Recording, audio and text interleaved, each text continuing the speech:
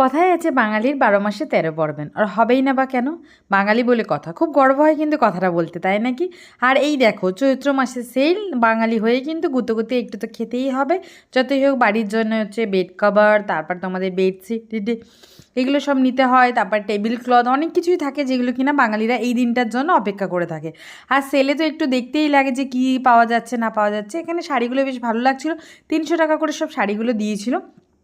হ্যাঁ, বলে রাখি তার আগে, এটা হচ্ছে যাদবপুর স্টেশন মার্কেট যেটা রয়েছে সেখানে। তো মাকে নিয়ে আমি যথারীতি গেছিলাম, এখানে মায়ের কিছু কেনাকাটা ছিল সেই জন্যেই, যে দেখি কীরকম কী চলছে। গিয়ে তো দেখি বাপরে, এ তো ভয়ানক অবস্থা, মানে দুর্গাপুজো ফেল হয়ে যাবে এরকম।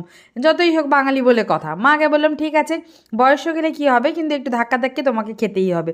আর এখানে দেখো 60 টাকা করে ব্লাউজ দিচ্ছিলো, সে তো পুরো একদম লুট পাট চলছে, মানে তুমি দোকান পর্যন্ত পৌঁছতেই পারবে না এরকম অবস্থা।